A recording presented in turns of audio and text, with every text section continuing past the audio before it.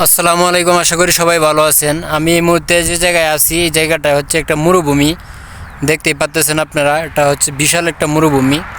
এটার আশেপাশে মনে করেন 50 কিলোর ভিতরে কোনো ধরনের বাড়িঘর পাওয়া যাবে না।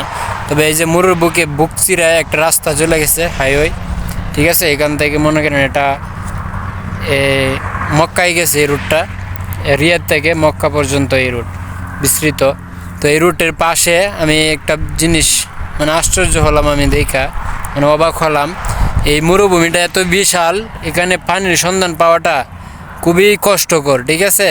তো আমি পিছনে ক্যামেরা দিয়ে আপনাদেরকে দেখাই আসলে আমি এটা কি পেলাম এই মরুভূমিতে।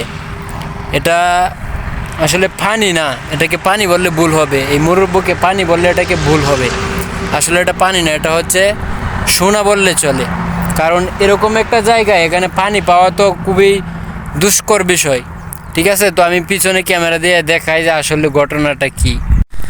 যে দেখেন চতুর্দিকে শুধু মরুভূমি।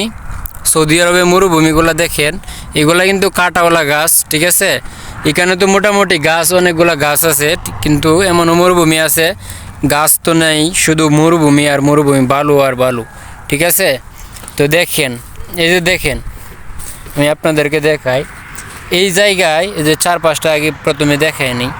এই যে দেখেন, এই জায়গায় পানি আসার কোনো মাধ্যমে আমি খুঁজে পাইতেছি না আসলে পানিটা কোথা থেকে আসলো, ঠিক আছে। এই যে দেখেন পানির কালারটা দেখেন, মনে হইতেছে যে আমার কাছে মনে হইতেছে কীরকম জানেন, যে উটের দুধ হয়তো এখানে কেউ গাড়ি দিয়ে ফেলে রাখছে, হয়তো নষ্ট হয়ে গেছে, এই জন্য ফেলে রেখে গেছে।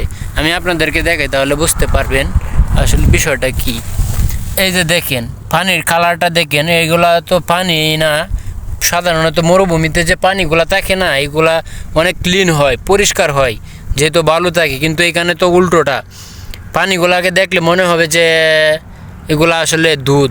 আমার সম্ভবত এটা উটের দুধ, হয়তো নষ্ট হয়ে গেছে। কারণ সৌদিরা তো অনেকগুলা উট ফালে, বিশাল বিশাল উট।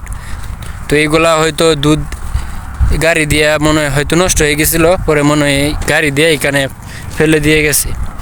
এই হচ্ছে কাহিনী আর কি। আর সৌদি আরবের যে মরুভূমি, এই মরুভূমির বিশালতা আপনাকে কি করে বোঝায়, আপনি একমাত্র না দেখলে বুঝতে পারবেন না যে আসলে মরুভূমির বিশালতা কতটুকু। এই যে গাছগুলা দেখেন, এই গাছগুলা দেখলে মনে হয় ভয় লাগে, একটা আতঙ্ক চলে আসে ভিতরে। দেখেন শুধু কাটা আর কাটা, পাতার চেয়ে কাটা বেশি, ঠিক আছে। তো মরুভূমিতে এইগুলাকে মনে করেন উট বেঁচে থাকে, ঠিক আছে। আমি আপনাদেরকে দেখাই ঘুরা আসলে এগুলাই কিন্তু উটে খায়। জানি না উটে এগুলা কেমনে খায়, কি করে খায় এত কাঁটাযুক্ত ঘাস। সবাই সুস্থ থাকবেন, আমাকে যেতে হবে। ভালো থাকবেন, ধন্যবাদ।